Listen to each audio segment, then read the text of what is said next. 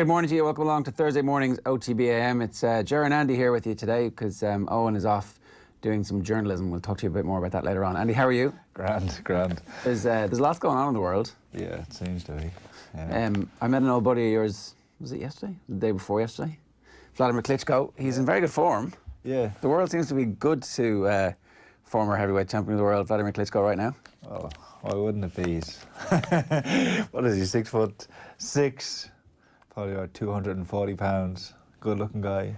Working out every day, he said? Yeah, he's kind of, I'm not sure, he's transitioned into this kind of motivational kind of... Tony Robbins. Yeah, because he's doing talks and I follow him on Twitter and keep in touch the odd time. And he's speaking to, he spoke at Harvard and things like that, and spent time with those students for like a couple of weeks, and yeah, he seems to have it all going good. I want to play a clip of this. Here he is. He's been hinting about that he's not entirely finished with boxing, and he's also been talking a bit about one of his favourite sparring partners. Have a look. Did you spar Andy for fights to see what the lighter fighters would do against you? Yes.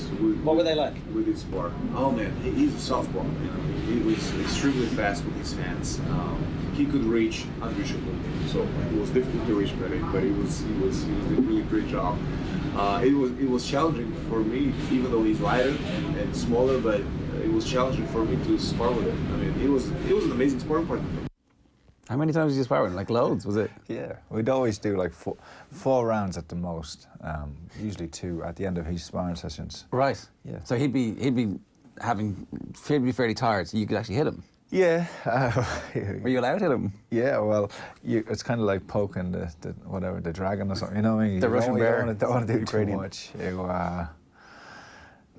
But he's, in a way, he's ultra competitive, but also you can interpret it as insecure, because if I had hit him, you know, you're going to get hit in a spar, and you just kind of brush it off and work, but like he would go out, how would I say, he'd go out of his way to make sure he tagged you back. Right. And it's dangerous when the guy has like, he's a big guy. 150 pounds on you. Yeah. But we used to spar all the time. One time, like, he would never try and hurt me, you know, or one time he did. And I'm not sure, I didn't really even realise it, but after the spar, he kind of hit me in the ear. And after the spar, I felt a bit weird. And then when I'd lie down and turn my head to the left, the room would just spin. Right. So he did something to my, but I told nobody because I had to fight. I was fighting on his undercard, so I didn't want to jeopardise that. But yeah, Vladimir was such a good guy, such a good role model, and how he works and how professional he is. Yeah, I learned a lot from Vladimir. I made the point to him that the defeat to Anthony Joshua in many ways cemented his popularity. It felt like a long time he was one of those superstars in world sport. He was so dominant that people didn't really like him that much, because it was obvious that he was going to win all the fights because he was so superior to everybody for such a long period of time. But then losing the Joshua fight in the manner in which he lost it, like climbing up and then knocking Joshua down and then surviving for so long, was so spectacular that it was impossible not to really warm to him at that point.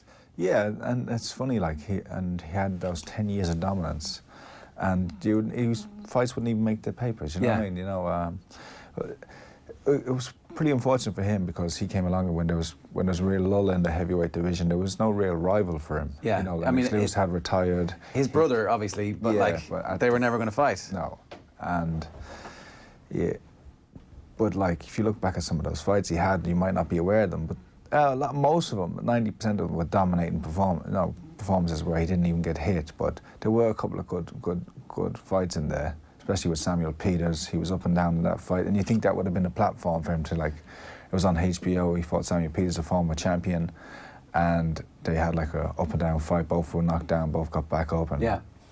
But then, I think being based in Germany, and in Germany there's no real emphasis. Like, they like their fighters just to go out and do like a tactical win. If you can win by 12 rounds and happy days, don't get hit, they see that as just as good, and maybe they're right.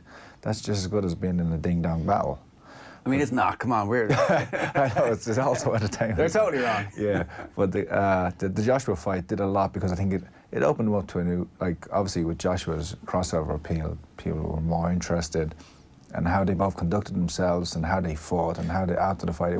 That's what's good about boxing. It was those 5th and 6th rounds. Like you go back and watch them now, and they stand up against any 2 rounds at any level of any of the stuff that you've ever seen. And he was a dominant heavyweight like you champion of the spoke world. about, like you've hinted that he might come back, or he's talked about it. Well, he literally, in that, I was like, oh, so what are you going to do? He was like, oh, you know, no more records to break, except one, George Foreman's record. I've got to wait two, maybe 3 years for that. Yeah. So he has it in his mind, and that's why, and I was like, oh, you keep it in I shape. would say that he, because of the way he lost the Joshua fight, when he had Joshua out and hurt and Yeah, couldn't finish it. just let him off the hook, didn't do anything, just thought he was going to win and thought he could cruise it. And like I knew, I'm not sure if you asked him about Emmanuel, but if Emmanuel had been in his corner, that he would have finished the fight there and then, because Emmanuel wouldn't allow him to take any more chances. He said Emmanuel told him to let himself go. That was the advice that landed with him, because his problem was that he would kind of keep things inside too much. But it was like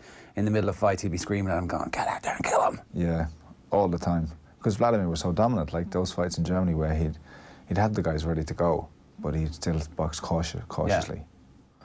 Which must have been infuriating for a coach. Yeah. But Emmanuel was aware of, you know, of America and the American market and how they wanted to dominate in knockout, you know, where in Germany it was more conservative. So Emmanuel would always be encouraging or going for the knockout. He said his ego wants him to come back, but he doesn't really want to come back until there's a record for him to break, which is obviously to become heavyweight champion of the world again at an older age than Foreman did it. He'd beat a lot of these people, a lot of the fighters out there. You know, there's probably only like Fury and who knows, Wilder and Joshua. They're only like there's the Everybody top 3. else, yeah. Yeah, everybody else and Dillian White maybe, but he'd be in the shout with those guys if he came back. Yeah, he's got such a nice life though. You wonder, like, I it's know, a lot yeah. of. He did say he misses the training and the camaraderie and the team, but doesn't miss the rest of it. I can see that. Yeah. Yeah. Same as myself. Yeah, when you're out, you're out. Yeah. Right. And I think it's always a good idea to stay retired. I'm not sure if comebacks ever really go. Once in a blue moon they do. Yeah, very rarely. Yeah. Yeah, even like George Foreman's comeback wasn't. It was different. He was at a completely different level to the level that he'd at previously. Yeah, and he was a completely different fighter. You know, he was put on I don't know how much weight he put on, but he was a completely different fighter in how he fought and his style and his experience. But if Wladimir comes back, he'll be fighting the exact same way as he always has, just not as young or as fresh and maybe not as quick. No energy, or lower energy. Anyway, we've got Jason Quigley and Michael Conlon a little bit later on in the show. What are we expecting from them? Michael Conlon, explosive on Twitter over the last 48 hours, calling out the sport of boxing as filthy. Yeah, and rightly so. Two Mexican fighters, 2 more Mexican fighters, I should say. There's been a number of them: Marquez, Eric Morales, and famously Canelo, all failed for clenbuterol because contaminated meat in Mexico. That's what they're saying. Clenbuterol also happens to help you lose weight and gain muscle mass, you know. So, yeah. But 2 fighters recently, only 2 days ago, failed for clenbuterol, but it's been totally brushed under the carpet by the WBC. One's a champion and one's a mandatory challenger for the WBC title.